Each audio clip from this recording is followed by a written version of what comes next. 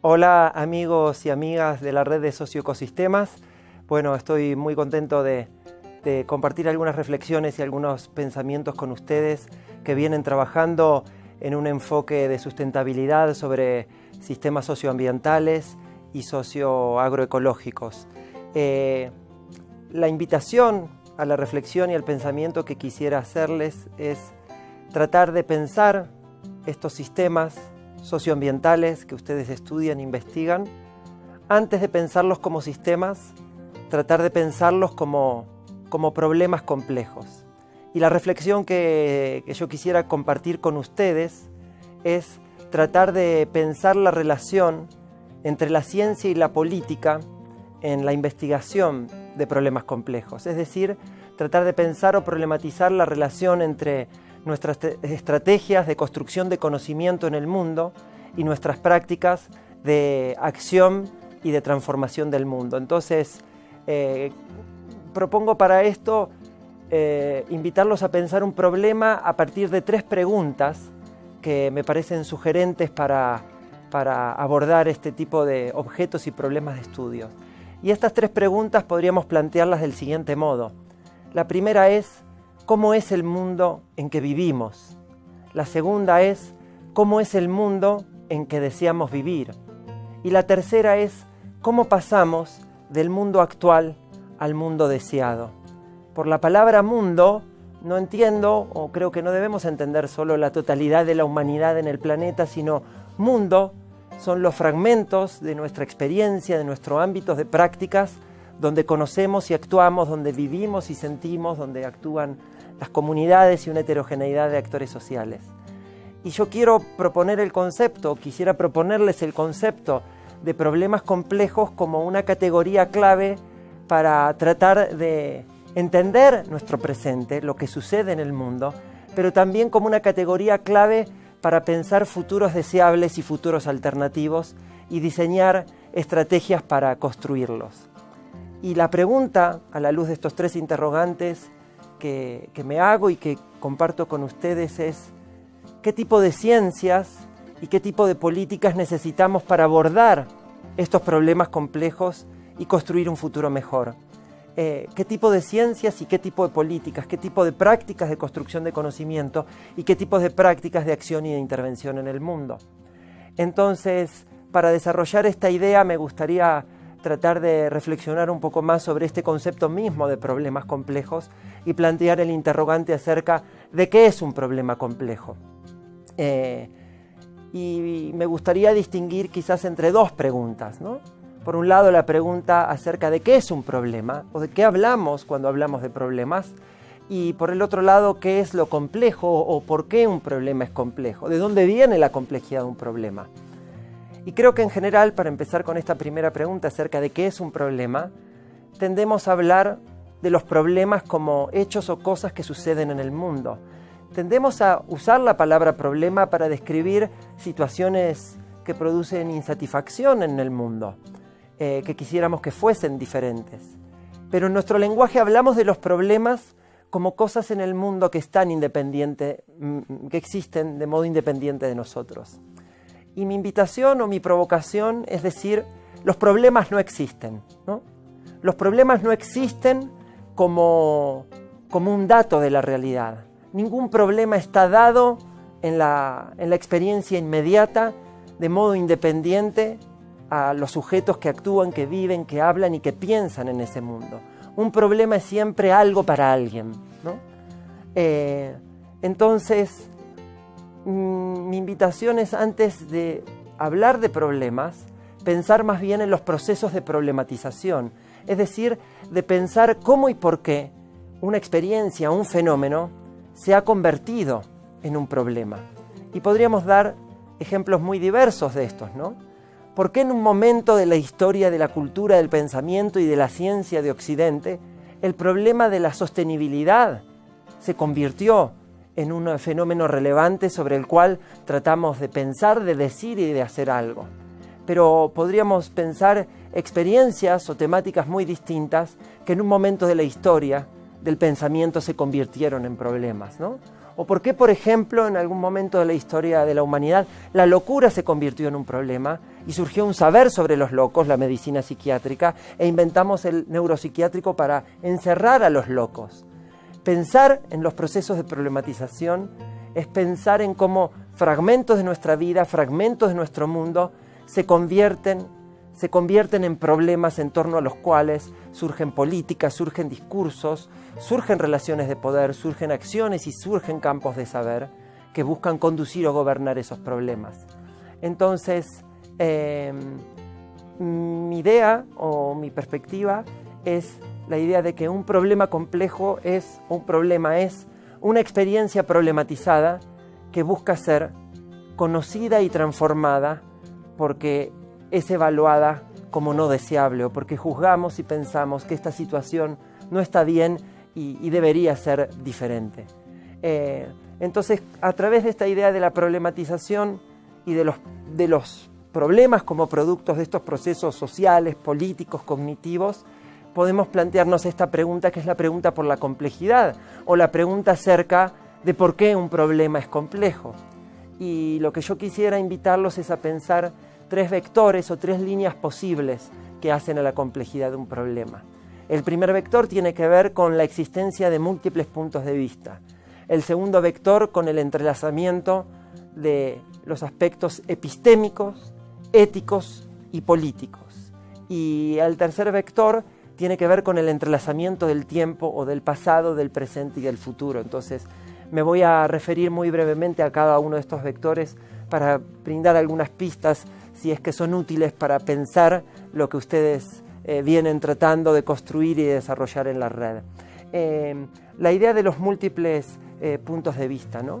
En estas experiencias problematizadas, en estos problemas complejos, no hay un único punto de vista desde donde explicar y comprender ese sistema, sino que hay una multiplicidad de actores sociales, políticos, económicos, además de los actores académicos y científicos, que actúan en ese mundo, que ponen en juego saberes, que ponen en juego estrategias de poder, que ponen en juego valores para construir esa experiencia como problema o para saber algo de ese problema y también para transformarlo. Entonces, si queremos entender la complejidad de un problema, tenemos que lograr poder mapear y reconstruir esos múltiples puntos de vista que forman parte de ese sistema. Explicar un problema complejo es siempre construir una explicación situacional que tome en cuenta la perspectiva de cada uno de estos actores. Y les pongo un ejemplo muy breve, ¿no? Imaginemos una vecina sale caminando de un barrio y se encuentra con un vecino Jorge que está cortando el pasto en el rayo del sol, ¿no? Entonces la vecina le dice: buen día, señor Jorge, trabajando un poco. A lo que Jorge responde: no, María, estoy descansando. María se va a hacer las compras al supermercado y al rato vuelve y lo encuentra a su vecino Jorge tomando una cerveza, fumando un cigarrillo a la sombra. Entonces María, como quien hace una afirmación de consenso, le dice: hola Jorge, ahora sí, finalmente descansando. A lo que Jorge responde: no, María, estoy trabajando. Entonces este ejemplo muy simple permite ilustrar que ante una misma experiencia, 2 actores distintos evalúan y explican la realidad de modo diferente. Para María, cortar el pasto es trabajar, pero para Jorge es descansar. Mientras que para María el hecho de que esté tomando su cerveza relajado es descansar, y para Jorge, quizás en ese momento en que reflexiona y piensa, es trabajar. Entonces es sumamente importante construir estas explicaciones situacionales tomando en cuenta el punto de vista de estos distintos actores sociales. Ahora, el segundo punto a mí me parece muy importante, que es este entrelazamiento o este anudamiento entre los aspectos epistémicos, éticos y pragmáticos de un problema complejo. Porque no nos acercamos a los problemas con una actitud meramente contemplativa o con un deseo simplemente de saber, sino que el problema complejo nos interpela también para la acción. O sea, cuando nos acercamos a un ecosistema degradado, no nos preocupamos o no nos preguntamos simplemente por qué sucede esta degradación ambiental, por qué se ha contaminado la cuenca de este río, sino también qué podríamos hacer para que esta situación sea diferente. Es decir, los problemas complejos nos interpelan en nuestra ética y en nuestra pragmática, en nuestro sistema de valores y en nuestras estrategias de acción. Sin duda, son también un problema de conocimiento y hay una dimensión propiamente epistémica de los problemas complejos y los problemas complejos son difíciles de entender. ¿Y esta complejidad de dónde viene? Bueno, de muchas cuestiones, ¿no? En primer lugar, podemos aquí sí recurrir a este lenguaje del pensamiento sistémico o de los sistemas complejos o de las ciencias de la complejidad para tratar de pensar estos problemas complejos como sistemas. Y la complejidad está en buena medida ligada a varias cuestiones, ¿no? A la existencia de elementos y procesos sumamente diversos, heterogéneos, al hecho de que estos procesos y elementos en general pertenecen a distintas disciplinas científicas de conocimiento y por lo tanto tampoco nos alcanza una única disciplina para comprender la complejidad de un problema. Y esto plantea también consecuencias de método para el modo de construir conocimiento sobre estos aspectos científico-epistémicos de los problemas, ¿no? Es decir, poner en marcha estrategias de investigación interdisciplinaria que permitan conectar estos saberes disciplinares en entender parte de esa complejidad. Pero también la presencia de múltiples actores sociales heterogéneos, la idea de que puede haber múltiples escalas o niveles de organización de un problema, ¿no? Niveles micro, meso o macro de un problema. Y también, sin duda, la presencia de múltiples escalas temporales, escalas de corto plazo o consecuencias de corto plazo, de mediano plazo, de largo plazo, ¿no? Por ejemplo, ustedes sabrán, la adopción de una semilla transgénica para incrementar el RIN de un cultivo puede producir ese efecto de incrementar el RIN en el corto plazo, pero la consecuencia ecosistémica de esa semilla y de la transformación de ese sistema productivo en el largo plazo puede ser muy diferente. Entonces, no podemos perder de vista cómo, o lo que en el lenguaje de las ciencias, a veces de la complejidad, se dice esa sensibilidad a las condiciones iniciales, como un pequeño cambio en distintas escalas de tiempo se prolonga a distintas partes del sistema. Complejidad o dimensión epistémica de estos problemas complejos. Pero muy importante es también tomar en cuenta esta dimensión ética de los problemas complejos. Los problemas complejos nos interpelan éticamente porque nos conducen a decir, esto no está bien, frente a esto algo deberíamos hacer, deberíamos de alguna manera transformarlo. Entonces, la ética, la reflexión sobre la ética no se puede eliminar incluso de una investigación científica que pretenda abordar problemáticas complejas. Y son incluso los valores de esos propios actores sociales los que intervienen y los que se ponen en juego en la construcción de esas descripciones y de esas explicaciones. Pero también esta dimensión ética aparece porque estos problemas complejos en general están vinculados con la satisfacción de necesidades humanas básicas o con el respeto de las formas de vida en distintos modos. Y también los problemas complejos plantean anudado esta dimensión pragmática, es decir, nos interpelan para actuar. Podemos decir que cuando nos enfrentamos a un problema complejo, articulamos estos dos principios. Queremos investigar para conocer, pero también investigar para actuar y transformar. Entonces, aquí tenemos este entrelazamiento entre lo epistémico, lo ético y lo pragmático que me parece muy importante. Y el tercer vector que yo les planteaba era la relación del tiempo, del pasado, del presente y del futuro. Tratar de comprender un problema complejo es poner en juego estos tiempos. ¿Por qué? Bueno, porque cuando planteamos que queremos intervenir para actuar y transformar el sistema, queremos que ese sistema evolucione hacia una situación más deseable y por lo tanto la dimensión del futuro forma parte del mismo problema complejo. No podemos investigar un problema complejo y mucho menos construir estrategias para actuar y transformarlo si excluimos la dimensión del futuro de nuestra racionalidad científica académica y también de la racionalidad política y de la racionalidad social de todos los actores que allí participan. Entonces tenemos que tomar en cuenta el futuro, tenemos que tomar en cuenta el presente para saber dónde estamos parados, qué es lo que sucede hoy en el sistema y tenemos que tomar en cuenta también el pasado para comprender la historia de ese problema. Entonces estas tres dimensiones temporales podríamos incluso plantearlas en forma de pregunta. Si tomamos la dimensión del presente, podríamos plantear la pregunta acerca de dónde estamos, pero también hacia dónde estamos yendo, es decir, es el problema de la tendencia. Si esta lógica, si esta estructura, si esta organización del sistema sigue operando como lo hace, ¿qué consecuencias va a tener en el mediano, el corto o el largo plazo? Pero también podemos preguntarnos por el pasado, de dónde venimos o cómo este sistema ha llegado a ser lo que es. En el lenguaje sistémico podría ser preguntarnos por los procesos de estructuración de un sistema. Pero muy importantes son las preguntas relativas al futuro. Y creo que aquí hay dos preguntas que tenemos que hacernos, que son las preguntas hacia dónde deseamos ir y hacia dónde podemos ir. La diferencia entre el futuro deseable y el futuro posible. Entonces quisiera ahora agarrarme solamente de esta dimensión, de esta última dimensión temporal que es el futuro, y tratar de problematizar el futuro. Y podemos preguntarnos con toda legitimidad, ¿qué es el futuro? Y podemos decir que el futuro es el tiempo por venir, el futuro es lo que todavía no aconteció. Si nos paramos desde el pasado, ¿no? Desde el pasado reciente o más remoto, podemos decir que nuestro presente visto desde este pasado era un futuro. Y que un presente distinto al actual podría haber tenido lugar si otra hubiese sido la historia, si otras prácticas hubiesen tenido lugar en esa historia. Entonces también podemos ver que nuestro futuro va a ser algún día presente y que no hay un único futuro. Esta es la idea que quiero plantearles. No hay un único futuro, el futuro no está determinado, el futuro no se predice ni se descubre, el futuro se inventa y se construye. Hay una variedad de futuros posibles.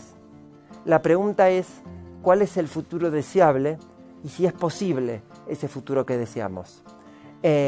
Entonces, en esta pregunta sobre el futuro, me interesa introducir una reflexión ética y política.